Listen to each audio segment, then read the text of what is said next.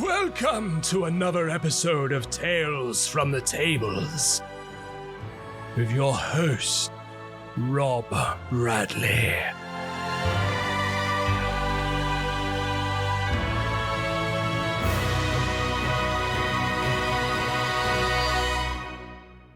Hello, everybody. Welcome back to the podcast. We are on Double Digits, episode 10. Woo! We made it. Woo! Oh, yeah. Cool. Sorry, At long last. I did a bit of a Ric Flair woo there. I don't know if you guys are familiar with American wrestling. Yeah. Yeah. Yeah, It was good. It was a good one. Yeah. Oh, thanks very much. How you guys doing? You both well? Yeah, no, not too bad. A little tired. Doing great. Back in the saddle. Yeah. Voice mostly back.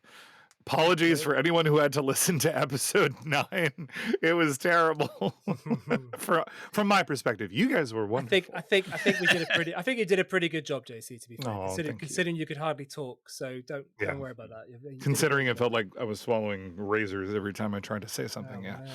But yeah, here we are. We're back. And how was the journey back? I am officially home in New York, back from Edinburgh Fringe 2023. It was a saga. I realized I was commuting for 32 hours from the moment I called the Uber to get me out of my Airbnb to the moment I opened the front door of my house here in New York. It was 32 hours with so I took the Flixbus south of Edinburgh over to London overnight. I highly do not recommend that. In case, sorry, Flixbus, that we unless you paid us for a sponsorship, I'm not going to give you good reviews. No, I'm kidding.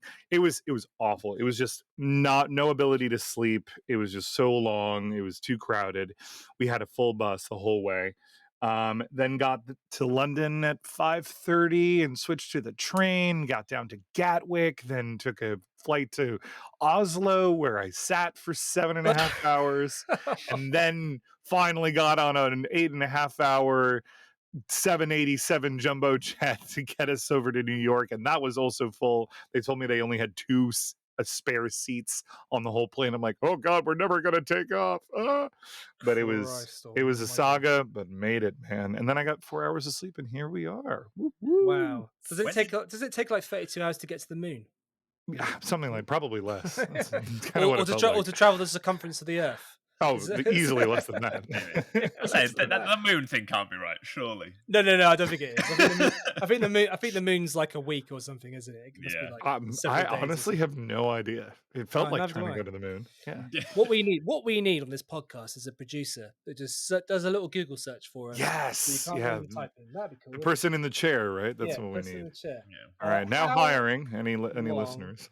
Does it take to get to the talking of your Flixbus, Jade, my girlfriend, got almost got stuck in Paris on Monday with the air traffic control problems that happened to everyone. So their flight was cancelled, and then the next one that they could have got, they were offered was Thursday, but then the airline were not really offering them the money to stay in Paris for another week almost.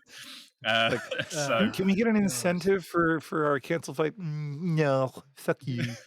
Yeah, we had that with American Airlines when we got stuck in Chicago on the way back from LA once, and we were there for 2 days. So sorry. Yeah, we were there for 2 days. Although I like Chicago's cool. Chicago's a cool vibe. I hear. City. Yeah, nice jazz scene going on there. Yeah, lots of good comedy too. That's what I'm hearing. Very windy. Yeah. So anyway, what ended up happening with her, James? Did it work out okay? They managed to get on to the Eurostar as they put on an extra train, but they took so long getting them their bags back that they had to get motorbike taxis from the airport to the train station in Paris. Still ended up missing the first train they were supposed to get, and very luckily somehow managed to get bumped onto the next train. Of course, having to pay more money to do that. Oh, so naturally. Oh man, was that from the center of Paris? They had to get motorbike taxis. Yeah. Jesus Christ! I think it's from what day was it? Monday. Oh God, That's Paris awful. Paris is a freaking hellhole. And I think this was around Oh no, would it be? It was evening. I think it maybe would have been just outside rush hour. But I mean, I've seen plenty of videos of what the traffic in Paris looks like, and it's never Yeah. good. Do you know what? I was forced to watch Emily in Paris for like a good 3 months of what, or maybe less actually, because I think Charlotte, my partner, wanted to just binge it, and I was just like forced to watch it because I was just like, okay, fine, you know, we did my show last time, now it's going to do what your choice, and we're watching this, you know, dog shit fucking show. Just like Another glowing review. I'm literally like, that ain't Paris. Like, who are they kidding? That's like maybe one street like in Paris is like that, maybe. So what was your show? The one that you ended up making her watch? Oh gosh, what was it? I think it was The Walking Dead, actually. Oh, nice. Oh, Which that's she not fair. The Walking Dead's long. which she really enjoyed. So she really enjoyed that. Whereas I was forced to watch Emily in Paris, and like, unlike you and Emily in Paris, yeah. The thing is, we have a rule, like I can't complain about what we're watching if it's her choice, and she can't complain about what I'm watching if it's my choice. Nice. So there's until after we've watched it, then we can give like full on reviews to each other. And so I was like, "So what did you think of Emily in Paris?" And I was like, "I think it was absolute pile of crap." It's like I'm not getting any of those hours back. Nope, it's lost time. I've never seen it. I thought you were going to reference. I thought you were going to reference that scene from John Wick 4, where they're doing the traffic circle around the Arc de Triomphe, and I'm like, this is bullshit. There's never this much. There's never this much speed in the cars going around the Arc at all, ever. It's always so slow. And it's exactly. A lot less people getting pushed by cars and into cars and shooting at each other, and a lot more just honking and staying still. There's a really cool old 1970s or maybe early 80s, I think it's probably 70s actually, film, you probably know it, called The Drive or called The Car or something. It's basically this guy, it's a very short film, it's literally like a couple of minutes long, and it's shot from a car of a guy just driving through Paris really early in the morning, just literally racing through Paris. And it's shot beautifully. It's such a wonderful film, and he literally it's all one shot as well, no editing. Oh, cool! Just all one shot, all the way to this like I guess it must be like on the side of the river, and there's a woman like waiting for him, and he jumps out the car, and they have a hug. I'll find out the name of it. So I don't know the French name, but I think it's called something like The Drive or The Car or something. Nice. It's really cool. I can't say I've ever seen it. It sounds really cool. Yeah, it's a cool little film. Definitely on YouTube, I'm sure. Yeah, probably. I have to find it. Yeah, cool. So eventful starts of the week all around, then, I guess. Yeah, exactly. Yeah, I was looking at ferries to see if I'd have to drive and pick them up from Paris. I'm glad they eventually managed to get the train. You're like the perfect boyfriend, James, aren't you? You're literally like didn't you drop her down there as well? You dropped her off down there. Are you gonna go and save her? Yeah. As well. Man. Has no words because you can't disagree. Yeah, right. It's like, yeah, I am. I'm definitely not perfect. No, just a pushover. Yeah. We get Jade in the room to corroborate this. Yeah, exactly. Oh, who was that? Oh gosh. Brilliant. Yeah. So, exciting weeks. Just so you know, JC, it takes 3 days to get to the moon. Apparently. 3 days, so almost as long as my commute. There we go. So that's in a spacecraft that's traveling at least 240,000 miles. At least 200. Oh, that's just the distance. Specific distance depends on the specific path chosen. Oh, right. Okay. Of course. But yeah, let's average it out to 3 days in a modern aircraft or modern spacecraft. Yep, that sounds about right. So you just had to do like another 24 hours, and you'd have been at the moon. Yeah, no big deal. I'm probably going to do that commute today anyway, so there you go. Yeah. Oh man. Yeah, it is good to be back, and I cannot tell you how excited I am, not just to resume some of my games that I haven't been able to play while I was over there, but also to play Baldur's Gate 3. I am so excited. I have been eating up the YouTube videos in every spare moment, aka the 8 hours I was in Oslo, and watching everything about it. I'm like, oh, finally, it's happening. It's happening. Yeah. So James, you and I will be about at the same schedule now. Yeah, Just about. I've pre-ordered it, so I think I get access 72 hours early on the PlayStation, which is still Nice. Cool. much later than the PC players have had. But I think that means that on Sunday, maybe Monday, if not, I should be able to start playing Cool. it. So. I'll have completed the game by then, but I'll be on my second playthrough. I'm gonna be taking a pause from Baldur's Gate. Oh, what's coming out? Yes, Starfield. Oh, Starfield's out. There it Yeah. is. Yep. And Yep. as much as I love fantasy, I also absolutely adore science fiction. So I played Elite Dangerous something like over like I don't know 200 hours or something stupid, and I love spacey stuff like traveling to different planets and things. Yeah. And, I love it. And also Yeah. I love like these guys like Bethesda. Bethesda. That's right. I love Yeah, they're anything incredible. that they do when because they're pretty much they were the ones that created the open world environment, didn't they? With like Yep. Morrowind and Oh my God, all those other Morrowind. ones. Yeah. I think honestly, I think Morrowind was my big intro to fantasy. I think the Yeah. video games that I was into beforehand were more Nintendo, and then I was just spending a summer at my cousin's and they had gotten this Morrowind game and I was like, what is this? This looks so weird and interesting. And I don't think I saw my cousins on that trip for the rest of the time because I holed up in their spare bedroom and I played Morrowind on the Xbox until the wee hours of every morning. And it was It's a such a great beautiful game. experience. Yeah. Oh, it was so ahead of its time. I Yeah, think it really I think So was. ahead of its Yeah. time. Oblivion was that Yeah. for me. I somehow Yeah. completely missed Morrowind when it came out. I think I was too young to sort of. It was a sleeper hit. It kind of ran under the radar. The previous two Elder Scrolls games weren't third and first person. I think they were top down. Yeah, they were. Or something. Yeah. What was it? Arena and Daggerfall Arena or and something like that. Daggerfall. Yeah, that's Yeah. right. I think it was at the time where I was relying on my dad's game knowledge, and he was in the police and very busy, so there was very little of it Yeah. to rely on. Yeah. So eventually, I got in. Me and my brother got massively into Oblivion. I remember the amount of fights we must have had over. Oh my whose God, turn it was. Oblivion was so much fun. I remember when Stop! Oblivion. Yeah, You violated the law. I and love that guy. it was so good when it first came out, and and you could get on horseback, and you could look at like the grass and stuff, and the way Oh. every blade of grass seemed to move on its own was like, Yep. oh Yep. my God, this is incredible. Even I mean, Morrowind was a little was like good. poor to today's like standards. You didn't even Mm. care as you turned and you saw everything sort of pop in. You were like, oh, it's a magical. It's gorgeous. Yeah, and the Oh, voice it's cast. great. My God, it was stacked. We had Sir Yeah, Patrick Sean Stewart, Yeah. Sean Bean, Mm. a dozen others that were in there, and then a lot of them, a lot of like the staple voice actors came back for Skyrim, and then that's the last Elder Scrolls games we got, guys. We're waiting. They've announced six. Yeah. I think they recently came out actually and said that we regret doing the big. I saw Elder that Scrolls announcement. 6 Yeah, reveal. we regret announcing Elder Scrolls 6 when we did because it still hasn't come out.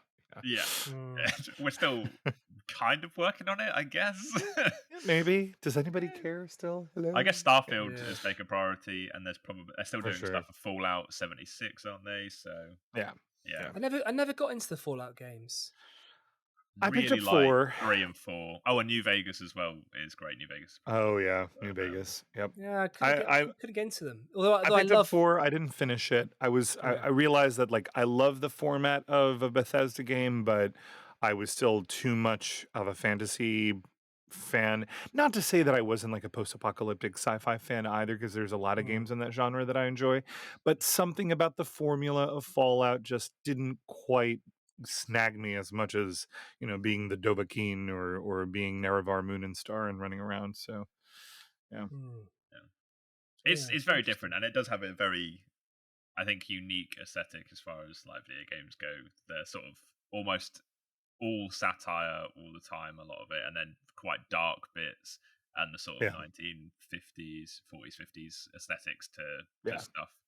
Yeah. By contrast, though, like I played BioShock, which is a very different kind of game, but is still got a lot of that vibe to it. Yeah, BioShock 2, BioShock Infinite, and I love those games. Like I've replayed those a dozen times because they're so much fun. Yeah. So yeah, I don't know. Is it called dystopian punk or something like that? I feel like dystopian. I feel like it is. Yeah, because it's not steampunk, is it? And it's not diesel punk. No. dystopian punk, dystopian I suppose that sci-fi, works, doesn't maybe. it? I don't Yeah. know. Yeah. I feel like Yeah. diesel punk's what like is. I'm entirely sure I'll be corrected, but diesel punk is like the sort of Mortal Engines type thing. Like, Yeah. Yeah. Yeah, yeah. So it's basically what comes after steampunk when they obviously start using diesel power. Have you ever played Scythe, the board game Scythe? Oh yeah, I No, but do. I've heard You know, many I've good never played things. it, but I've got a copy wrapped in cellophane that I've Oh never mate, touched. James, it's ace. It's ace. Yeah, It's an I ace keep seeing game. it on the shelves. it Yeah, was good. it's a really good game. Really good. Actually, The artwork is fantastic. Yeah, it is. It I'm is beautiful. almost It's positive beautiful. that the genre is actually kind of one of its own. It's called biopunk. I think it Oh, is. biopunk. Okay, I think so. That Because sounds it kind of cool. sort what of does that like sound? like fungus people, like Yeah. Biological type underdark, stuff. biological. Hmm. Sort of, Myconids. making me think of myconids, tyranids, that sort of like Maybe. genetic I don't know. augmentation. I feel like I've heard type that term stuff. before, biopunk. But that was the idea, right? With Bioshock, you could augment yourself biomechanically. So you Yeah, injected yourself with the you could. serums, and you could produce different Plasmids? powers. I want to say plasmids. Plasmids. Yeah. Okay. It's been a while. All right. Well, Jesus, Oh James. yeah. Put me to I've shame. just punched up an article here. It says that Fallout diesel punk or atom punk. The most well-known Okay. example of atom punk in the present day is the Fallout series, where the aesthetic defined the technology and culture of America of an alternative timeline of the 1950s up until the bombs dropped in the year 2077. Damn. Yeah, I suppose There you go. that makes sense. Yeah, because if they're using diesel power. Atom punk, they're using Yeah. atomic power. And All the it's cars are referred to as powered. And... retro-futuristic, so it would have been how the 50s would have envisioned their future. Yeah. I love that. Whereas like steampunk is how the Victorians would have envisioned their future. Right. Yeah, I guess Right. that makes Exactly. sense, So Just cool, put isn't some gears on it and call it steampunk. exactly. Yeah. So any RPG news this week then, James, for us to there is salivate over? A little bit of stuff out of it's not necessarily news, just stuff that I've read in my research over Gen Con that looks interesting. So other people have played some RPGs that sound kind of cool. I thought it might be interesting to highlight. But we do have some more Gen Con heist news. Oh, great! Oh, the saga Great. continues. Okay. Yeah. Well, it's not much. Have they crossed the border? They crossed the border. they Flip the haven't. FBI the bird. Well, they've not been arrested or charged with anything yet. Those two guys that we discussed last week, the ones who were doing the castle siege, the ones they were after, but their lawyers have been in touch with the police. So they've lawyered up, but they've not been charged. So I don't know whether the two people they were looking for are not involved. What about if this is a massive publicity stunt for Magic? Yeah, and right. It would be genius. But they've got the actual police involved, and I don't know whether that you can do that. Yeah, but they're in on it, and it's actually just the Pinkertons again. Yeah, because I'm sure there's a limit where whatever the crime is being committed, even if you don't press charges, they have to decide whether it's in the public interest to prosecute it. There's a risk that the police or the district attorneys or whoever it is that decides to charge people in the US are like, no, we're going to charge these guys even though you don't want to pursue them. It's a tricky one, isn't it? If it's got a lot of media hype, that's enough pressure for the police to do something. You can't have people. They'd probably do it because they wouldn't want people, if it was a publicity stunt, doing it again in the future. Absolutely. And being like, well, you absolutely cannot set up a massive heist. Yeah, they have to sort of set an example. Oh, but if they don't get prosecuted. I'm not but saying it's barely a massive heist. I mean, they walked away from a warehouse with a pallet. Like it wasn't very well planned. If we could fake a heist, Rob, to advertise something in the future. Yeah, come to Roll Dark Fest 2024 where we steal you. Yeah. Even if you don't have to get actual newspapers involved, your advertising campaign could just be make it look like news articles talking about a massive heist. I'll get people reading, I imagine. Yeah, absolutely. Okay. That's something to think about. Food for thought. Yes. So the games that have been highlighted over Gen Con, where people have been playing them quite a bit and enjoying them, so ones that have been getting good reviews, there is a sci-fi horror RPG called Mothership, who is sort of, if you're looking for that sort of Aliens and Event Horizon sort of setting, like a very straightforward, like easy to understand RPG. Apparently, it's that, and it sort of lends itself to sort of the DM being, or the GM being creative and sort of running whatever kind of sci-fi game they want to. I think some they were running like a John Carpenter's Thing sort of vibe. Yeah, I love that. People so sci-fi Cthulhu mythos. Yeah. What's it called? Mothership. Mothership, sci-fi horror RPG. So the game is supposed to be like a horror one, but you can sort of dial up the level of horror because your characters are going to take sanity damage as well. It's one of those systems. But apparently it is actually, as people played it at the conventions, they've sort of realised it is better suited to longer form play than, say, stuff like Call of Cthulhu, where you've got the sanity and where your adventurers are dying a lot more. There's like a bit more action in it. You can have gunfights and stuff, and all your characters aren't going to be immediately murdered. Wait, your characters are supposed to die in Call of Cthulhu? If they haven't been, JC, then you're cheating or you're lying. You're doing something so very right that I don't understand how no one else has picked up on it. Listen, I have to say I'm very proud of the fact that when I played for a stream with my improv company years ago, we did a Song of Ice and Fire, the RPG, and my character was the only one to survive from the beginning to the end. Every other actor on that podcast had to like have 3 different characters or more because of how often you can die in that game, because it's all about backstabbing and everything is trying to. Yeah, so that looks cool. I think Mothership might be a game that I give a look at some point. Give it a bash. Well, it got funded in 2021. It wanted 20,000. It got $1,897,485 off of Kickstarter. Yeah, off of Kickstarter, out of 19,712 backers. Wow. That's a lot of money given by only 20,000 backers, and they managed to raise close to 2 million. That's a lot. Yeah, God. When's it start? That's 100 quid. Huh? Sorry. This Roll Dark RPG coming out. We just get it on Kickstarter. Apparently. Yeah, fucking right. We're gonna get it on Kickstarter. Yeah. We'll get ChatGPT to make it for us. Don't tell anyone. That will not go down well. Oh shit! No, of course we wouldn't do that. No, of course not. Of course not. As if anyone ever did such a thing. Oh. Right. I think people have started doing it for Amazon. You know, the like you can self-publish on Amazon. People have been getting ChatGPT to write books. They just put You're and then they publish to Amazon. And then, like, it's pretty much zero effort for them to have written it. So, and if the occasional person sees the book and buys it, they're making all right, maybe like making profit 20p or a pound a sale. A few clicks and maybe a couple hours of work and a couple of prompts. Not even a couple of hours of work. It's we kind of are living in the AI apocalypse right now. It's kind of bizarre. Or just like this is the Skynet, right? Like we're at Skynet right now, and Judgment Day is coming up real close. You know. Yep, definitely. I think it's a bit scary, isn't it? Because like this is the first incarnation of this that we've ever seen. Like this is the very first one, and it's exploding. Like the popularity, the efficiency, the fact that how much it's able to evolve this quickly. Like think about earlier this year, we didn't even know what AI imagery, or we barely knew what AI imagery was, let alone, ChatGPT.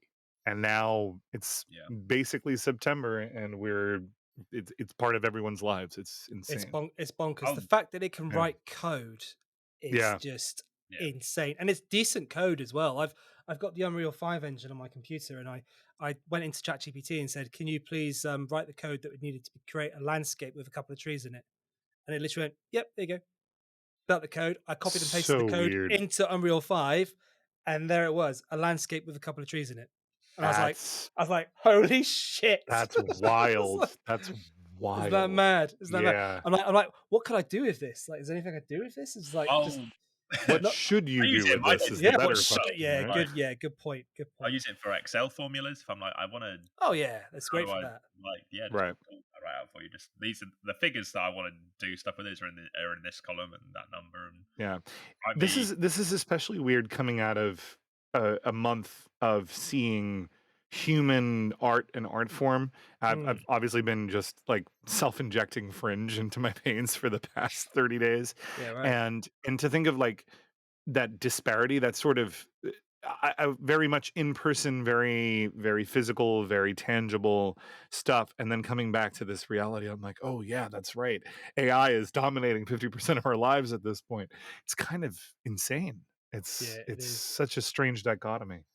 It is insane, isn't it? I suppose in a way we're kind of like we're just there's nothing you can do. Just sit back and watch what happens and see Well, where we'll it see. goes. You know, Yeah. just see where it goes and just be like, okay, you can either embrace it and then run the risk of like it's a difficult one, is it? Yeah. Because it all depends on how you use it. But in the wrong hands, I mean, I probably get sent, I would say, two a week emails from people either pretending to be my bank or pretending to be Amazon, saying that my account's been closed and I need to click this link, Yeah. or my Facebook or the Rollback Facebook page has been closed down and I need to click a link in order to save it. And I know it's just all complete nonsense.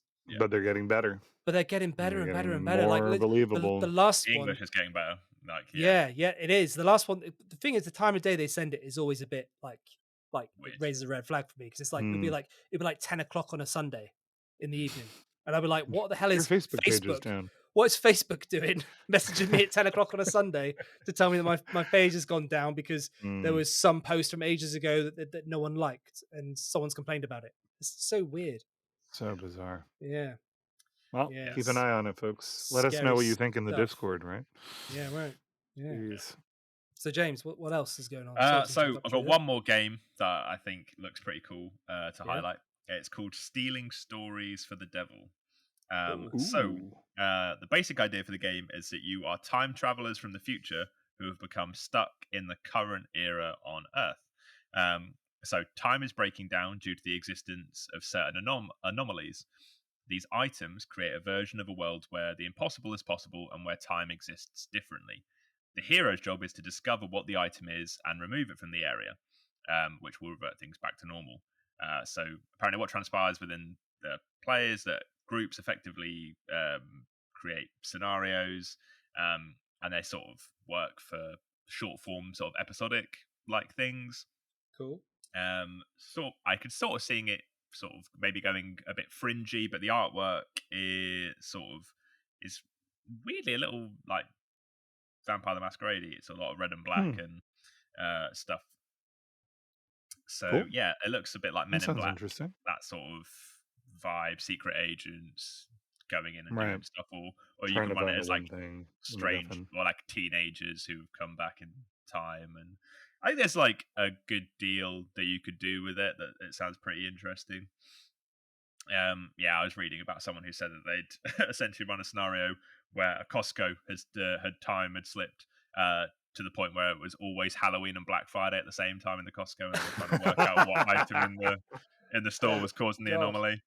So, but yeah, it That's brilliant. seems like a goofy and fun thing. You can do goofy stuff with it as well, or you can take it like super seriously and have it be maybe like a Fringe type situation, which is a great TV series, by the way. That everyone should watch. Amazing. Very cool. Yeah, Cool. I would have to check that out. Okay, sweet. Is that it for the news? That's it for the news.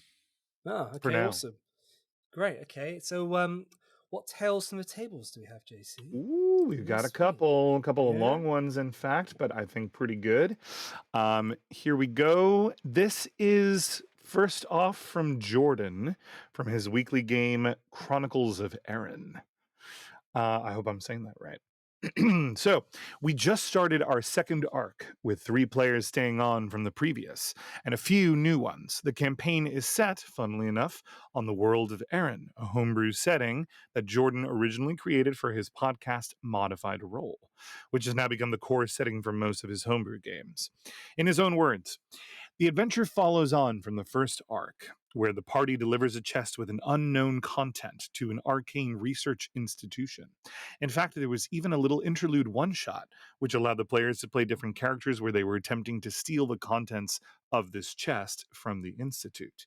This attempt, unfortunately, ends poorly and causes a minor catastrophe, pulling the head researcher and the would be thieves into another plane of existence, with only one thief escaping. A new player who wanted their character to carry over to the next game, so they act as a sort of bridge between the stories. That's cool. The new arc begins with the original characters meeting their new compatriot as their guild is contracted by the institution to enter this other plane, which turns out to be the plane of water, to rescue the head researcher and the thieves, if they feel charitable.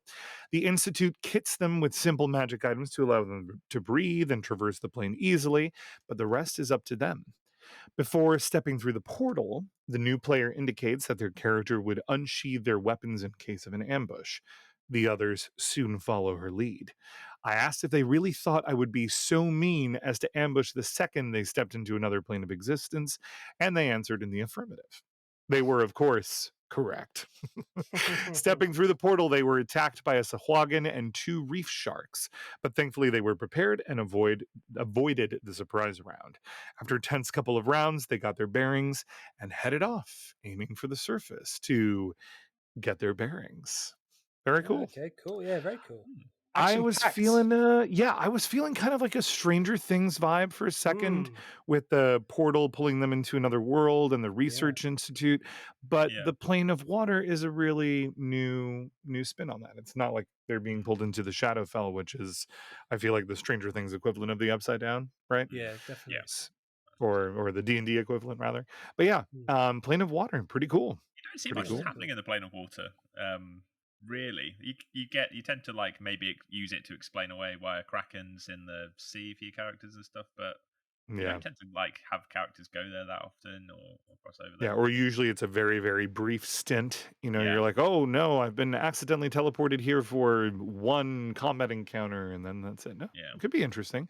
I mean, if you think about it, it's an infinite realm of possibilities, right? You could have underground palaces, you could have courts of the different merfolk and the Sahuagin and the maybe even the sea elves. You could have islands, you could have massive creatures, you know, truly titanic beasts roaming around. I feel like it's Yeah. it's There's a good lot of place scope, and definitely. It's tough Yeah. because the biggest threat really in the plane of water is the water.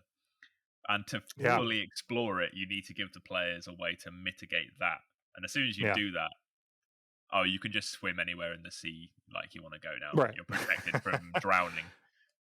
And you have to I protect feel them from like drowning, otherwise they can't explore it. It's like, I find it hard to balance, I think. I'm sure yeah, there's a it's way a to weird do it. catch-22. Plus, in I feel like D&D, you're right. Yeah. And you D&D can doesn't really make it easier, does it? no, well, you can hold your breath for a long time in D&D. That's true. I had a scenario where I had players in an underground like water temple, and there was magic holding it up, and they knew as soon as they killed the final boss, his magic stops. The entire place is flooded. So what I thought they would do is that one of them would stay back, the rest of them would escape. He'd hold, kill them, which is what they did do. But then it turned out that despite the map being huge, they actually worked out that the distance he had to travel, despite it being like hundreds of feet, they were like, oh yeah, like in the turns that he would have and using the dash action, he's going to make it out fine. You're like, well, that's annoying. And there's no way really to mitigate that other than just be like, okay, well, I just need to make a bigger map. Yep. Or do stuff. Yeah. I hadn't really. I think I hadn't thought it through well enough, thinking this would be a great dramatic ending to the campaign. No, everyone else got out, and then he got the final killing blow because they were already very low on health, and then the place flooded like everyone thought it would, but he didn't drown trying to get out. It just the sacrifice that he made was not one. Yeah, exactly. Although you raise a good point. If you think about it, the environment is such it can be such a character in so many D&D settings and games. Totally. And like you said, the biggest thing to overcome is the water, but if you don't give them a way to effectively deal with that, then it's not fun because they would be quickly overcome by that. I'm having a similar, and if you think about it, it's the same with any elemental plane, right? If you wanted to send an adventure in the elemental plane of fire, then the danger there is the heat and the fire. And once you find a way to mitigate that, yeah, it kind of just becomes it's any other adventure, right? So how do you strike that balance? And I feel like I've had the same problem with Icewind Dale, Rime of the Frost Maiden, where the weather and the cold and the many things that come with that kind of thing is pretty much your primary antagonist, right? Yes, of course, there's actually a real antagonist and multiple of them in case you're running a version like I am. But if you punish them too early, too hard for the weather, then they won't get a chance to enjoy the story and the module. So you have to kind of ride the line and say, like, yes, you have cold weather clothing, which is supposed to make you immune to the effects of cold weather, but I didn't do that exactly. I said I kind of morphed it a bit and said actually gives you advantage on saving throws against inclement weather, and if it gets wet, it's useless. And you have to, I wrote up a whole bunch of like extraneous rules, but then you get bogged down in rules, and it's a whole thing. I feel like yeah, we might be able to look at other systems and draw some inspiration as to how to run those kinds of things better. It's I'm like sure there's I'm sure there's a system that's very good at doing survival Yeah, there type definitely stuff. will be. Yeah. I think fire and cold. I think water is probably the hardest one to deal with because water itself isn't damaging you. At least with fire, you roll dice, it does damage. That's it. Like when the cold, you can add exhaustion in and stuff. Right. Or it does cold damage. Water, Does you either drown in it. Well, that's it. That's the only thing it can that's do it. to you. Yeah. You're on a timer, right? Yeah. Does Pathfinder have anything like that? I mean, it does, but it's around the same. Is it? It's not exactly, but it's around the same sort of thing. It's like, roll to see if you can avoid worsening conditions until you eventually die or take too much damage. Yeah. I feel like, there's probably better systems out there that can handle survival a little bit more interestingly. But yeah. Anyway, that's one. That was, again, thank you so much to Jordan. This next entry is from Jacob in his own words with another and a different system as well. So, recently, I've had a few friends help me try out Imperium Maledictum, the newest RPG set in the nightmare future of Warhammer 40,000. I absolutely love that absurd mess of a setting and have wanted to run a game there for years, but the previous RPGs, Dark Heresy and its descendants, have often proved difficult to sell people on due to their complexity and vagueness. Maledictum, however, has taken the Gordian knot of the old system and had at it with a machete. The result is a lean, clean storytelling machine with a refreshingly collaborative approach to RPG design, allowing each player to chip in and bring their own vision of what the world of 40K looks like from the ground level. That sounds really cool. That does sound really cool. Yeah, that's a good sell, Jacob. You should go write for them. Our 4 PCs had gone to a dockside warehouse to discreetly investigate some potential illegal weapon shipments. Isn't every weapon shipment illegal? Anyway, this had gone about as well as you'd expect. So our scene opens with the party zealot. I am speak for a barbarian/paladin type, scrapping with an overseer amidst a spill of ammunition, effectively creating a minefield, alarms blaring all around. The penumbra, and this is the system's rogue, pulls off a textbook player move. Using a grappling hook, he swings down from his vantage point on a catwalk, grabs the zealot, and Tarzan's right on out of there. While the I'm assuming this is interlocutor? Interlocutor, sure. Which is a negotiator/bar type, throws an improvised explosive into the spilled ammo field to create a distraction. Cue interlocutor's player. Wait, didn't we say last session that this world has higher gravity than usual? Me, Jacob. I was just getting to that. Pause for a round of God damn it. Penumbra and Zealot, you crash through the plate glass window, the warehouse quite literally popping off behind you as you reach the apex of this pendulum's arc, suspended for a moment in the red light of Aventine's aging sun, meters above the pitless concrete. It suddenly occurs to you, you're going to have to pass one hell of a reflexes check. They end up not passing the checks. The Penumbra takes a hefty chunk of damage, basically turning into a walking bruise, but the Zealot critically fails, opening up his femoral artery. A Oh my gosh. desperate race against time ensues as the other players dash to rendezvous with the stricken pair. The Penumbra, also the group medic, tries to patch up the Zealot, in seconds before reinforcements arrive. And then again, in their own words, the Penumbra goes, turns out our greatest enemy is ourselves. And the Zealot counters ourselves and Newton. And both, very out of character, curse you, Newton!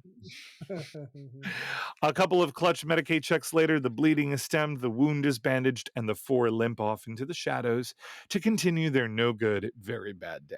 But that's a story for another time. Nice. Oh, cool. It sounds like a Very good cool. system, that. Yeah. Sounds like an Yeah. interesting one.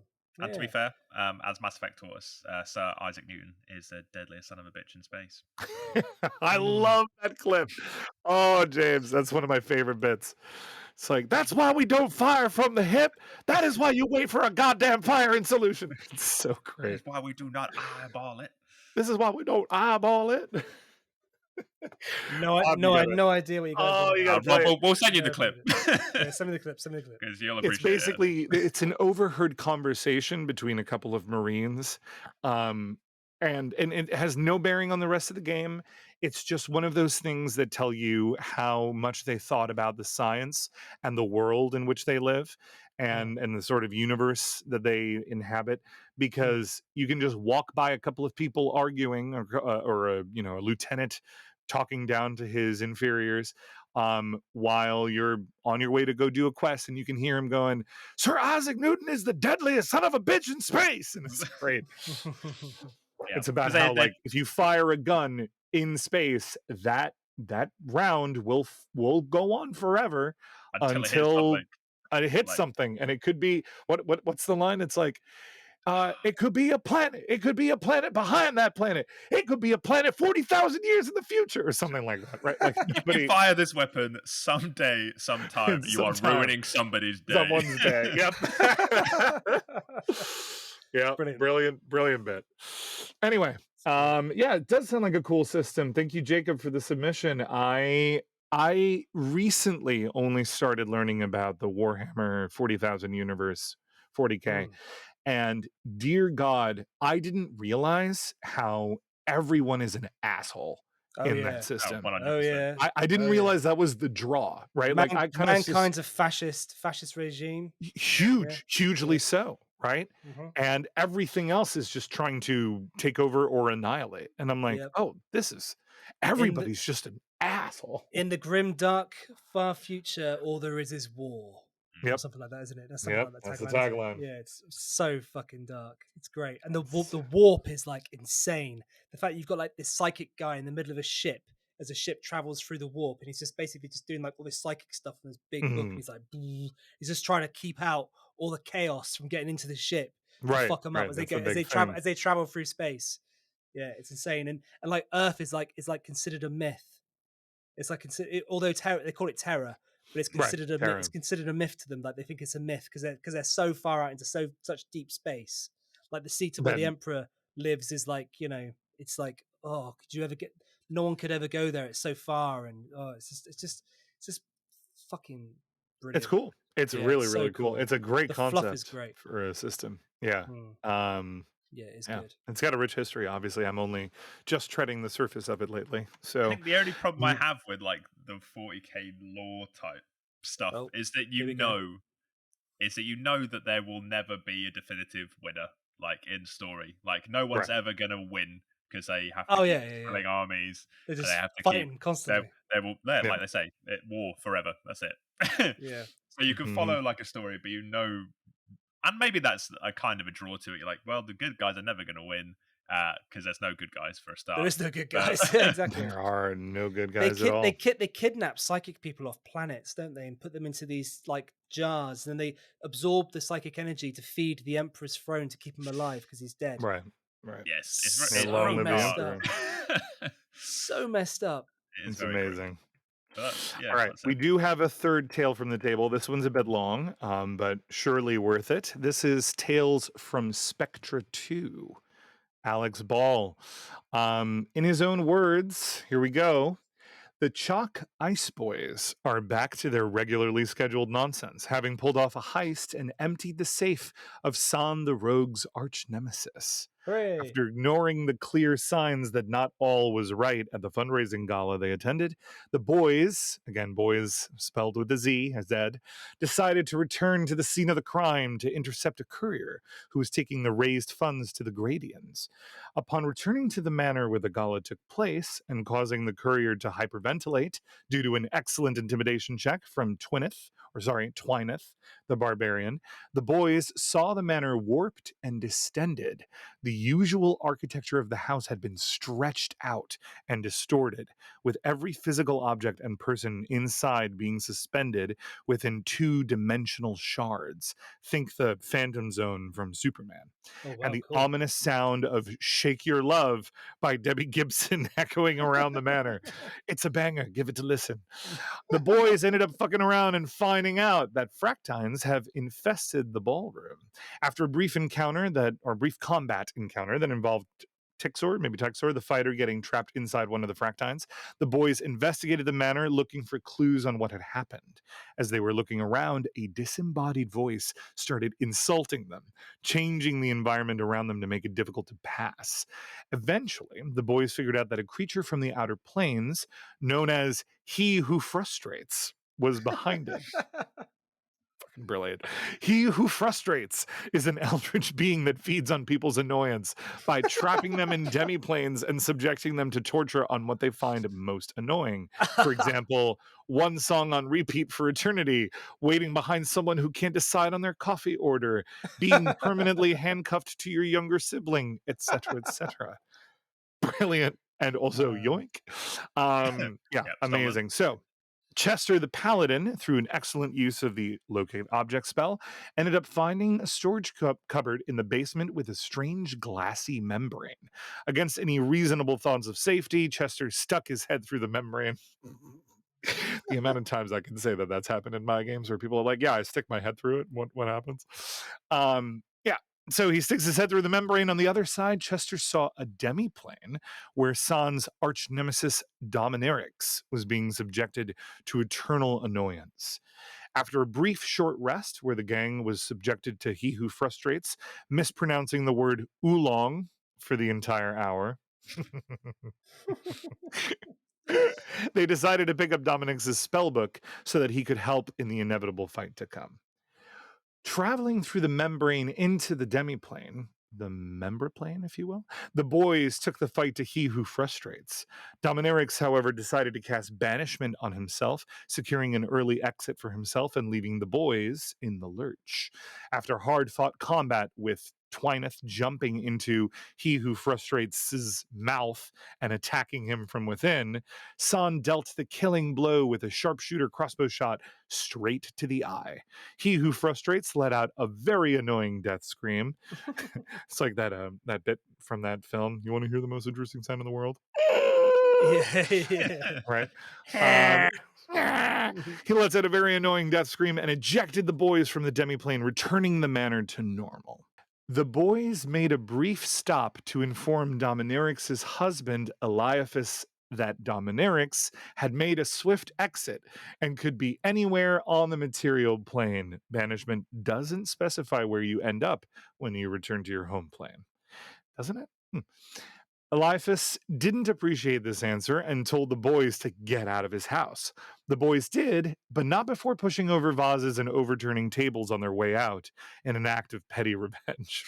Now, the Chalk Ice Boys travel to the nearby Gradian compound in order to stop the oncoming eldritch vampire apocalypse and steal as many useless trinkets on the way as possible. Brilliant. Excellent. He Who Frustrates is a great villain. What a brilliant idea. Yeah, that's ace. That's ace. I know from what he's written here, he wants to be on the podcast. So I think we should give him. I think Alex, if you're listening, we'll try and get you on for next week because you can try and pronounce all of your characters' names. Exactly. Exactly. I'd love to know where you get all your inspiration from because there's some great ideas in there. Yeah. pumped in. Yeah, really, really Who said strong. eldritch horror can't combine with comedy perfectly? He who Yeah, right. frustrates. I think he who Yeah, right. frustrates as a patron for a warlock would be incredible. Just that's what they've got to put up with constantly. The Yeah. Eldritch Being feeds off That would annoying the be warlock No, the entire so time. much fun, annoying right? the warlock. Or like, Yeah. in order to serve the Great One and continue to receive your Mm. powers, you have to do little minor inconvenient annoyances to your party members, like Yeah. wetting the barbarian's socks every time before Yes. before he Oh, puts on his no. boots every morning or something You like go into that, a right? tavern and you just start like just lick people's like Yep. food, or That'd be just like so just funny. take a sip of their drink, just and put it back. Yeah, Oh right. god. Sorry, I thought it was mine. Yeah. That'd be Cut to amazing. this eldritch horror just being like, yes, Yes. annoy More, feed me more. Yeah. annoy them all. Brilliant. Really, really funny. Good So good stuff. cool. Okay, Yeah. great. So RPG horror stories. Ooh, do we have any? We do have one. Yes. Okay, Oh, I cool. can't wait. I love these. Yeah, me this too. one is just titled "They All Cast Fireball." So, Already my favorite. Great. Let's go. so the the tagline for this is a lesson on why spellcaster enemies should not share the same initiative count. So our party was running up on some evil wizards who had a MacGuffin we needed to get into the next area. We had initially allied with them, but after doing more than our share of the work, they hadn't done the bare minimum, so things escalated into a fight. The enemies won initiative, and the DM had all 5 mages act on the same initiative count. Our party was pretty spread out, with the druid and wizard together in the centre, leading the conversation, while the cleric, bard, and fighter were on the flanks. The wizard's bandit minions kick things off by doing a little bit of damage to everyone within range. Everyone at range. The party wizard takes a few hits, but saves his reaction to counterspell because all 5 evil wizards are ready to go. On their turn, they cast Fireball on our druid and wizard. All of them cast Fireball. Our wizard successfully counterspells the first, but that's his one reaction. Then the second wizard upcasts Fireball. The DM citing that he saw the first one counterspelled, so decided to make it more difficult to a higher level. The wizard fails his dex save and is down. Then the third Fireball. Wizard fails a death save. Fourth Fireball on the exact same spot. Wizard takes a second death save and the druid is down despite tiefling fire resistance. Oof. What does a DM have the fifth wizard do now that both targets are unconscious? He casts Fireball in the Fireball. same spot. Oh my god. The We didn't wizard ask how big the room was. Yeah. The wizard has taken 4 fireballs in a single initiative count, 32 d6 damage, and is dead before any players have a chance to act. Yep. There is nothing he could have done to prevent it once we rolled initiative. At this point, the wizard player says that's pretty shitty of the DM to do that, especially since the cleric and bard were also grouped together and are an equal threat. The DM said, yeah, these guys aren't messing around. Long story short, the bard got surrounded by bandit minions at the start of the next round and then got similarly hit by 3 cone of colds on the wizard's next turn, which also killed all the bandits, but the third cone of cold rolls 50 plus damage and the bard suffers instant death too. The cleric had 1 300 gold piece diamond component and after a lot of humming and hawing chose to revivify the bard.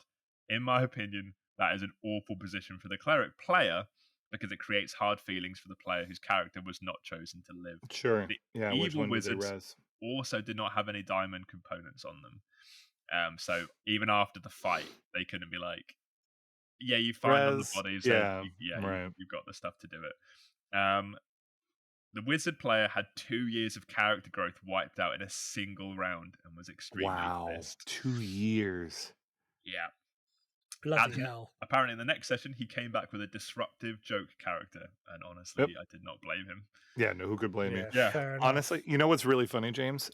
I found this article like 2 weeks ago, and I flagged it to share it on this podcast. Yeah, because as you started reading it, I was like, right, it's this one. Yeah, that's that's nuts. So minor spoilers. for Curse of Strahd, and if you're playing through the module and you haven't gotten to the Amber Temple yet, I do recommend you tune out for about 30 seconds. There's enemies as soon as you walk. Oh, actually, this happens a couple of times, doesn't it? There's enemies, flame skulls. You guys know flame skulls from D&D, right? Yeah. They are waiting or they're in wait as you walk into the temple, and if you go down the stairs, I think there's something like 4 or 6 of them, and if you're not making stealth checks, they instantly detect you, and all of them have 2 per day fireballs, I think, right on top of their regular actions that they can do and scorching rays and stuff. And they will absolutely cluster and screw you up because they're undead. They don't have motivations. They're not trying to take you prisoner. They're just trying to screw you up. And come to think of it, also spoilers for a different campaign. I'm not going to mention which one because I actually have people going through it right now. But there's another campaign where it's the same setup. You enter the dungeon, and the first thing that happens is like 4 flame skulls come out in a very tight space, and they're like, right, fireballs. It's nuts. It's nuts. If you don't split that initiative order around, you can really screw over a party very quickly with that. I think this could have been saved, even if you do stick with that initiative, like sharing initiative count, because all you do is you don't. Once one of them's down, maybe you keep going till 2 of them are down, but once they're both down, you leave, because there was still one fireball where they were both down. One had one failed death saving throw. Then you move on to the next group, and that is a sensible thing that the enemies would do because take down the active targets first. They're no threat now. They're down. Right. You down those guys, they can't get them up. So it makes sense to then attack the others. You're right. And spread the damage out. Which, if I was in that position, is what I would absolutely do. I probably wouldn't. Oh, I know I definitely wouldn't target repeatedly with 5 fireballs the same party members, and then especially knowing that I've got Cone of Colds in reserve as well. Yeah, in reserve. Well, I mean, if you're playing by Rob's fireball rules, they're not so bad. Yeah, right. Yeah. Just for context, I thought that the combined damage was shared out between everybody rather than everyone takes that damage each. I didn't realize that. I want to play more in your games, Rob. Yeah, right. I just thought it just seemed a bit. Yeah, I don't know. Too much. Yeah, a bit much. Yeah, like really, everyone just gets like 36 damage from it. It's like this seems mad. Yep. No, they're all well. In the beginning, it seems super punishing to the players, right? Like, oh my god, this one enemy wizard cast 1 fireball on these level 3 guys, and now all of them are down 32 hit points, which is what most of them had, and that seems terrible. At level like 14, 15, you are desperate for those numbers. You're like, please, this fireball needs to roll more damage. 32 damage is nothing. Yeah, it's they've all massively got 150 hit points, and I can't. And they're all decked out in magical gear that means that they're all resistant right now. Fire, yeah. Got a big counter spell. Yeah. 2 years of play as well, though. So I don't know it didn't say what level the characters were, but I mean, 32d6 of damage. That's going to rack up a fairly high. Damage count. Yeah, I don't know that I would have done that outright. So that's a lot of hit points they got through. I probably don't know a fair bit. Maybe probably like level 11. Probably that too. These guys aren't messing around. What a line. They're not messing around. Yeah, they could not mess around in a way that doesn't totally ruin the game for everyone, though, can they? Right. Yeah, exactly. Right. Yeah. With intelligent, well, actually, here's my solution to this. Well, this is more to do with the initiative roll thing. I always operate under a rule, and I'm pretty sure it's suggested somewhere. I don't think it's my own. But basically, if you have only one type of enemy, everybody rolls their own initiative. If you have, and then I keep that if you have only one type of enemy plus one other, right? So if it's like a boss and 6 of the same minion, say it's like 6 intellect of ours or something like that, I will make sure to roll initiative separately for all of them. If it starts getting a little bit beyond that, if it's like, well, we have 4 bandits and 3 thugs and 2 assassins, at that point, I'm sharing initiative counts, right? Yeah. Like, okay, the thugs will all go together, the bandits will all go together, and then maybe the one boss monster, whatever that is, keeps it separate. So that way we're not hopefully grouping up too many initiatives all at once. Yeah, I agree with that. And I think there's like a certain level of monster where even if there's a few different kinds, you still have to, like, if you've got a Behir, like 2, I don't know, Sahugans or whatever, and I don't know, something else, you definitely keep them separate. Just like, even if there's like a large number of Behir, like if you had 3 Behir, you do all 3 separate because they are so powerful. The amount of damage they could output in a single swing without retaliation, it could be too much. I mean, if you roll and that's how it falls, and you get 3 in a row, then okay, bully for you. Yeah, there's Oh, sorry. Go ahead, Robbie. No, I was just gonna say in 40k, sometimes you get players that will just have like literally just vindicator after vindicator after vindicator after vindicator in their army, and they're considered to be cheesy players because it fits into the rules that they can do that, but in the reality of it, it's like that doesn't represent an army. Yeah. It's like they'll have like all these space marines on these bikes, and it's just like a bike army, and you're just like, all right, so you just basically just want to play this game just to completely win, and that's it. There's no narrative here. It's just you just want to win. That's it. Right. That's all you want to do. You Look, just want to crush me, crush the bad guy. That doesn't sound like fun. It's not fun. No, it's not fun. I'm not saying that it's really frowned upon when people play it. As a younger man, though, I had an all-bike Space Marine army. I'm not fucking surprised, James. Damn it, James! You've got it written all over you. They were so cool. You had the little like just side. Want to win. It was I just want to win. 7th edition, so it was like the side. They had little side cards with melter guns or like guns. You're one of those guys. One of those guys. Well, I was playing against a Tyranid army, so it didn't really like. To be fair, Necrons and Necrons. Necrons. I love the Necrons. They're bastards. Those two. Yeah, they're right evil buggers. The Tyranids. My best mate Mark has a Tyranid army, and literally it's like wave after wave after wave of just like gene stealers and all this other stuff that he throws at you, and you're just like, okay, well, my sniper's going to come up here and shoot. No, okay, you and your plans. my little tank's going to come over here and he's going, rah!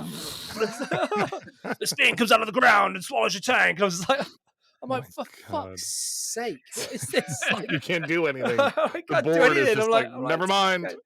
And then he's like, I'll see you guys later. Then he's like, do you want to play next week? And I'm like, no.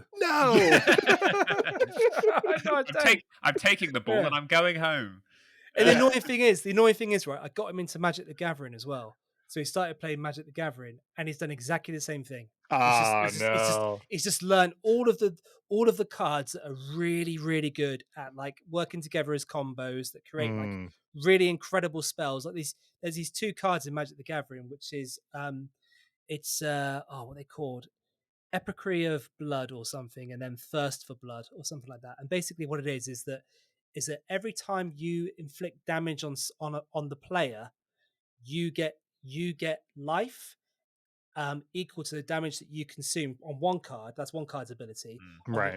On the other card's ability is that every time you receive life, you give that much damage to the player. Oh, so it's a constant cycle. So it's a constant cycle. So it's just as soon as you have both those cards out, that's it. You won. You won the game. But you can get them out. You can get them out in like 2 goes.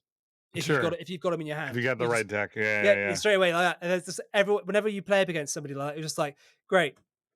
Well, we're done.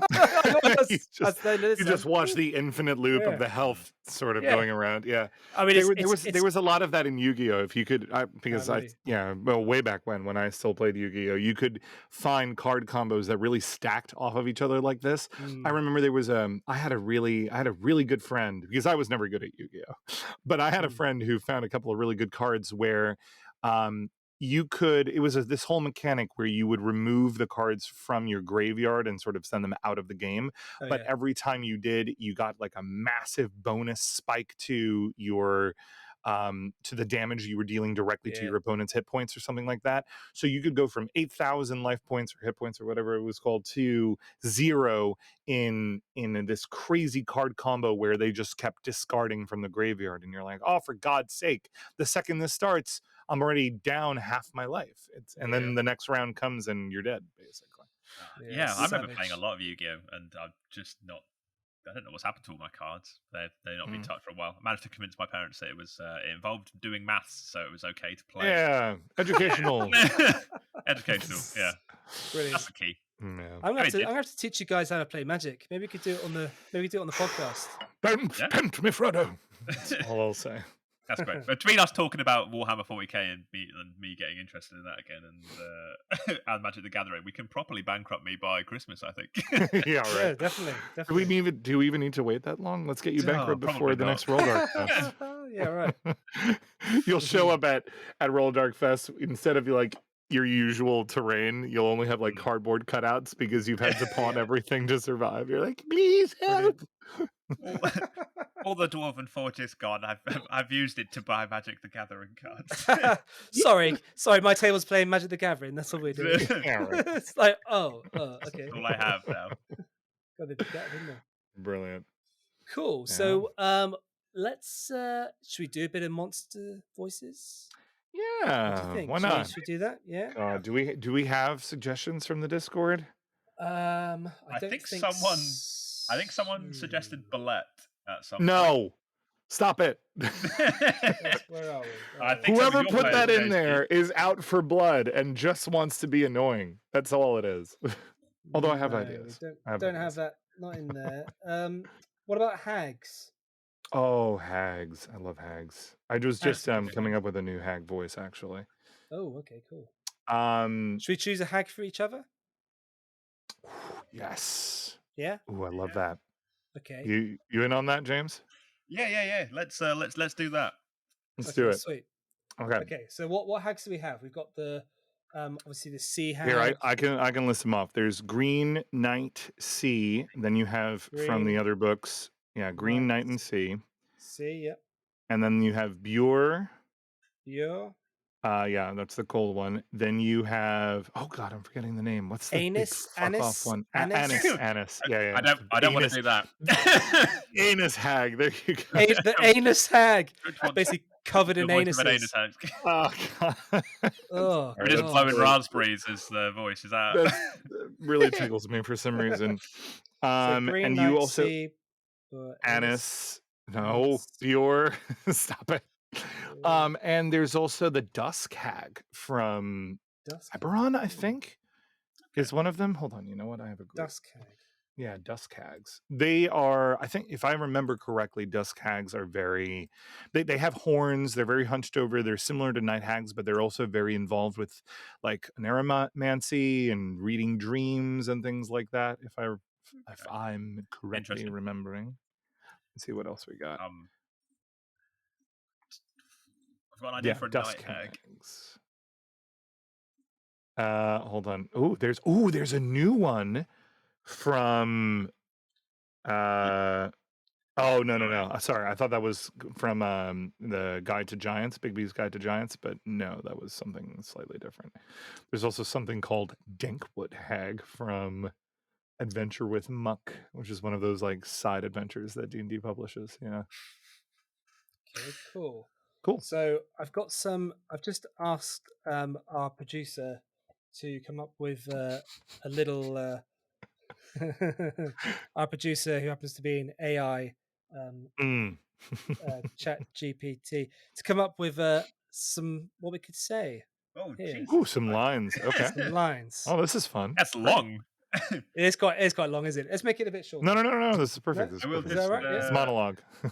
Okay, sweet. I probably won't get to all of it, but we'll. Okay, so who's doing what? Who's going to do what? Hag. Oh, can I take Night Hag? I feel like I could. Yeah, you want Night Hag? Okay, cool. James, Night Hag. Sweet. Rob, you pick. I'll take the dredges. I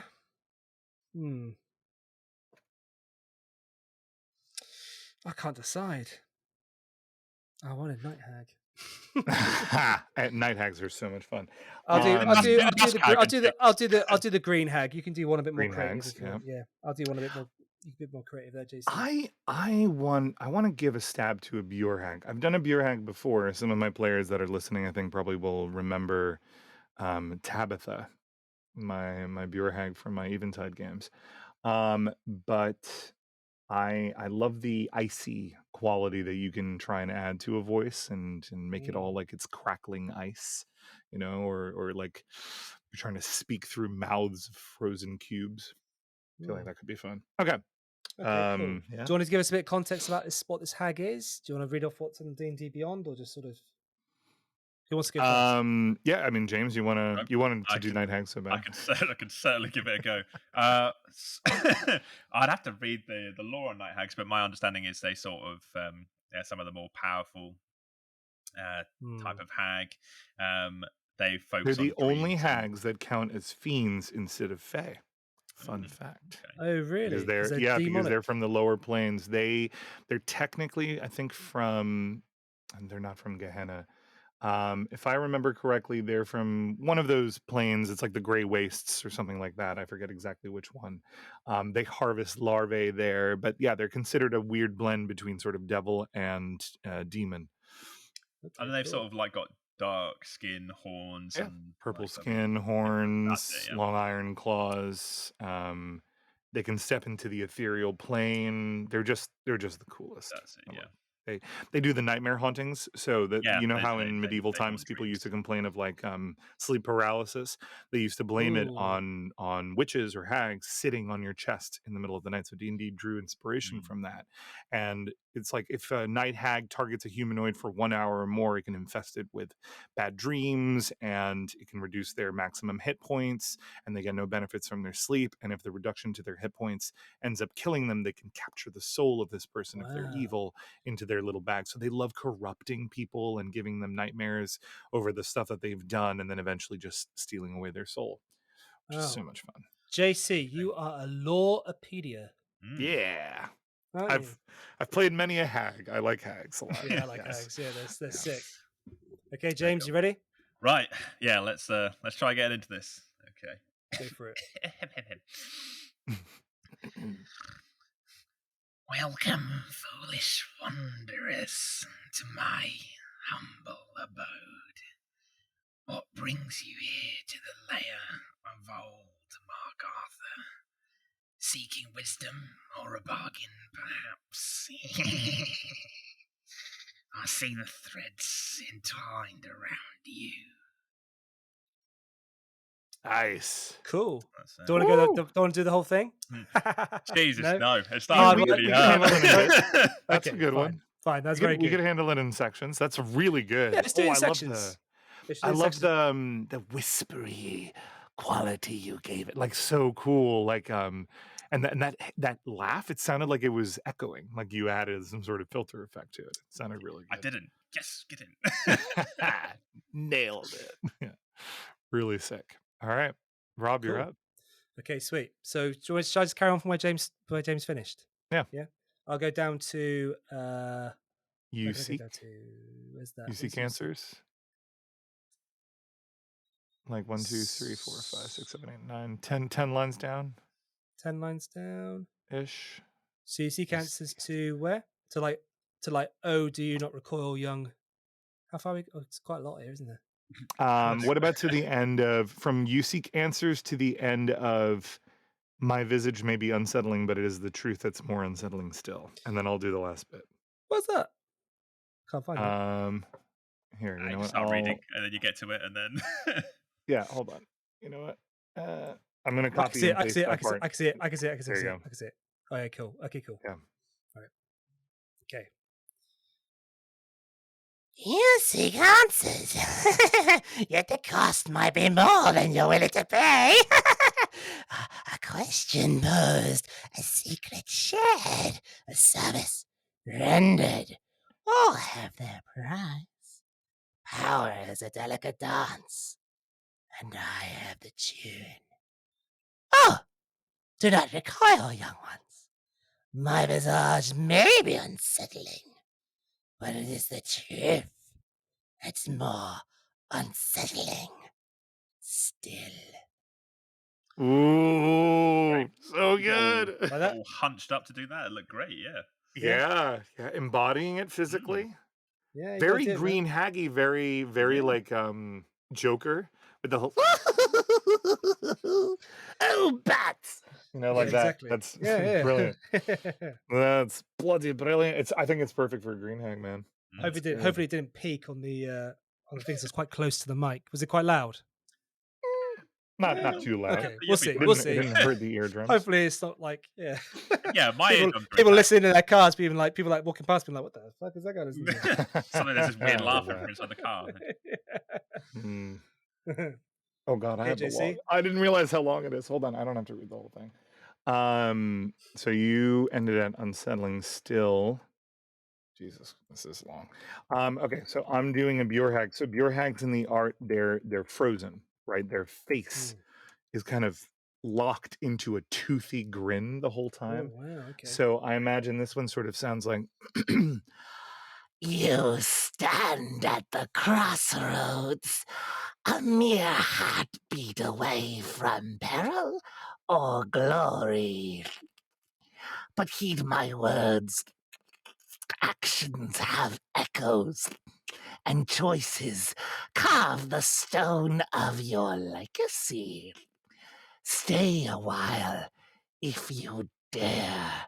Listen to the whispers of forgotten realms and the echoes of ancient spells. I hold the recipes for brews that mend flesh and potions that splinter minds. Cool. Ah, yes, and tales. Tales of those who thought themselves mighty, only to be humbled by the capricious hand of fate. Great. Yeah, very good. I like the cracking. Yeah, very good. How's like your voice after that? Oh, so that one's easy on voice. It's more about like facial muscle. Like you're like Mm. because you're frozen in a grin. You're like, hey, hello. A nice one, James. See, James, when you do it, you look handsome and cute. When I do it, I look fucking terrifying. Well, thank It's you. I was channeling a little Attack on You look Titan. great. You know how those Oh Yeah. god, Titans that just yeah. have their like their flesh peeled back permanently, and they Oh look like they're Yeah. constantly smiling. god, yeah. God, God. that was a traumatic afternoon watching that for the first time. Jesus Christ, I don't know what. I was like, I can't, I'm not going to watch the rest Oh, of everyone's this. been talking about this anime. Maybe I should check it out. Cut to Yeah. 30 minutes later. What the fuck? Oh god, it's so dark. I was like, So I gory. can't. I was like, I can't watch this. I've literally got to like the second episode of it, and I was just like, no, I can't. Yeah, it's too much. I It is can't do an excellently done anime. I will give it Oh that. It yeah, is I imagine I really can well see written, that it beautifully is. made. Yeah. But yeah, it's heavy. You don't go It's into it lightly. too dark. Yeah. There's some that are really really fucking dark. Yeah. Like there's like those giant rabbits with the people on their end of their fingers, and they're eating the people of their fingers. Oh my god! What? Oh, I You know, haven't even you gotten seen there. this? Oh no. I have no idea what I've it's missed called, this. but it's freaking horrific. That's not Attack on Titan. That's a separate anime. No, it's a separate anime altogether. And Oh. these giant people that are like they're like rabbits, Mhm. and they like kebab these people on their fingers Oh and my god. like eat them all. It's it's Oh, just horrific. man. So horrible. Oh gosh. Yeah, so horrible. I thought that Death Note would be like the dark anime of it, and then you realize it's actually Death Note is actually not that dark. It's No, kind not of at all. like it's a mind game. The whole thing is like Yeah. a battle of wits, which is beautiful to watch. It's like if you're really into Sherlock Holmes, this is the show for you, basically, with a gothic twist, kind of. Yeah, it's Yeah. good. Yeah. I really like Castle. Is it Castlevania? Oh, I love Castlevania. Yeah, that was Oh, really I'm good. obsessed. They're Loved coming it. out with a spin-off, I Oh heard. wow. Yeah. Cool. A different I don't know if it's a prequel or a sequel. I think it's a prequel because it's got a different um oh my god, what's the name of that protagonist? Like the line of those Oh. protagonists. Yeah, that begins with B. Braithwaite. Braithwaite's. Something like Was that. that, or is that from I Critical Role? am drawing a That's from blank. Critical Role, No, isn't that's it? Critical Role, I think. Yeah. Yeah. I'm drawing a blank. The Belmonts. That was it. Belmonts. The Belmonts. There you Belmonts. go. That's the Yeah, one. I Yeah. think it's a So, different Belmont, but it looks really good. And the first show, I think it was one of those weird shows that kind of went under everyone's radar, but handled it so well, and it ended so beautifully. And like you thought like, oh, it's gonna push past the point that I wanted to, and then it just ties every knot so well, in my opinion. It had such a great ending. And it's only 4 seasons, so it's not even super long. I definitely need to watch more. I've only seen the first 2 seasons of it. Oh, But, yeah, watch I will the definitely next watch the 2. rest of it. Yeah, I Yeah, definitely yeah, will. I really like the Critical Role one, the Vox Machina. I thought that was brilliant. That's really well done That was too. really good. Yeah. And my partner Charlotte did even watch liked that, it, yeah. so I was like, oh, this must be good. Yep. I Yeah, really it's struggled good. to get into anime. Like, I don't think there's one that I've actually watched since Yeah. like Dragon Ball Z when I was a kid, where I've like actually got into it. And I think What's there's something broken your- with me because I don't not like the art style. Like, I think I know that there are good stories in there. I just Yep. can't like get into it for whatever So reason. many of them are very Does it long, distract? and Does it there's yeah. Is I it don't know what it is. distracting or? I don't know, because I know objectively they like there's good stories, they're good piece of media, they're like some of them are very well made and they're interesting, and I don't know what it is. It's just like one of those things where my brain is just like, you don't want to be watching this. How strange. But I would rather watch anime than watch any live adaptation that they've ever attempted to make of any, that is very of any true. anime. Yeah. I feel like they do not have a good track record of live I adapting think those. there's a One Piece one on Netflix. One Piece is that coming out. I know a couple of people that are really into One Piece, and they are so afraid that this is going to be hit or miss. Well, they're also doing the same thing. Not that this is anime, but they're doing the same thing with Avatar: The Last Airbender. Again, they're trying to make it live action. And I'm like, did we not learn from this? Stop it. And then we're like, oh, but this time we got the original creators on board. Yeah, and then they walked. They left the project. Stop trying to do this. Just leave it alone. Make more animated content in that world. Give us prequels or sequels. Just don't try and live action adapt this. It didn't work the first time for many, many good reasons, and I'm very nervous about the new one. So we'll see. I find it weird because I did used to, like, as a kid, I watched Gundam, Dragon Ball. Nice. Oh, there was some other stuff as well. Cowboy Bebop. Maybe it's been so long, but I don't really count Pokemon and Yu-Gi-Oh. But I mean, they're right. Yeah, I mean, they're like, based off of mangas, right? But yeah, technically. So I used to watch that. There was a Zoids one, I think. I used to, but I don't know if it's just I really like mechs, and so that. I think you like mechs. That I think you have a mech carried me problem. through enough. Yeah, maybe. Do you like Neon Genesis? Evangelion Neon Genesis. I did. Yeah, I did watch that. Yeah. That's quite mechy orientated, and also Gundam as well. Gundam's pretty cool. Gundam was something I watched a lot. You guys have you seen my Gundam? Have you seen my Gundam? No, I've never seen my Gundam. I've actually never watched any of the Gundams. This is as in my actual Gundam. As in your actual model Gundam. I thought that was like a separate model Gundam thing. That's how little I know about Gundam. Yeah, right. That looks cool. I feel like I had a very I had a ton of toys like Gundam, like models and stuff. Nice. I have this one down here. He's still in his box. This one cost me about 70 quid. Now for the listeners at home, it's huge. I've not made him yet because he's about a week. He's a week to make.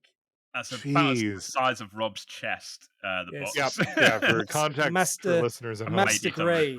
Master grade Gundam. Yeah, Gundam Seed. It's beautiful. The box cool, by Bandai Namco. Yeah. Yeah, man. cool. That's I never got into wait mechs. to make it. I mean, I was into Power Rangers a little bit, but not for the mechs. I think that's where I went. That's where I went. I went Power Rangers, Gundam. That was the pipeline to enjoying it. There's some good Gundam on Netflix. Yeah. I didn't know it was on good Netflix. Gundam ones on Netflix. Yeah, there's a couple of just type in Gundam on Netflix, you'll find there's a great Gundam episode of Rick and Morty where they put together the ferrets. Have you guys seen that? Yeah, so good. Yeah, I've seen that. Oh, and they keep just adding more of the Megazord ferrets onto themselves. It's so great. So funny. Yeah. That's brilliant. Right on. Right. Yeah, cool. Okay, guys. Well, thanks so much for today and for joining us. We'll be back again next week. We'll be recording again on Wednesdays, I believe, or Is that a good day for you guys? Mondays or Wednesdays work really well for me. Either one. Next week I'll be more of a troll person because I'll have not left my computer because I'll be fully into BG3 the whole time. Okay, good stuff. Good stuff. I actually am going to pick up Big B Presents Glory of the Giants because I hadn't had a chance to grab that while I was over there. I do have it, but I've not had a chance to read through it properly, so I didn't grab it just yet. Yep. Physical we'll talk about that next D&D week. Beyond? D&D Beyond, because it makes things easier for me running games online. Yeah, I'm getting the physical copy because I'm a collector. I either have to pick a lane, and I'm like, I'd rather have the books online and the models in real life. That's what really kills me is that buying the book doesn't unlock it for you on D&D Beyond. Like, surely it should, and I understand the arguments that why it doesn't, but it's so annoying to me. You can buy combo ones now, and it's cheaper than buying both, but it's more expensive than buying just one. The one, right? Yeah. They're not going to change that, I don't think, because it's too much of a moneymaker. Exactly. And so many people are buying digital and not physical. Yeah, the reason they didn't initially is because they were technically a third party D&D Beyond. So Wizards of the Coast would have taken less money, I think, if they gave you a code in the book or D&D Beyond. But now they realize, wait, we can still convince people to buy both, even if it's only a little bit cheaper. Great. So I think it ends up being like $10 to $15 or $20, something like that. It's like either half. That's what you say. You get a physical one half price, or you get the digital one half the price. That's the way it works out. Yeah. Cool. All right. Well, thanks everyone, and we will see you all next week, or hear you all. You'll hear us, or whatever. We'll hear you. To hit us up on Discord, right? That's all. Thanks a lot, guys. All right. Take Thanks, care. guys. Have a good one. Bye.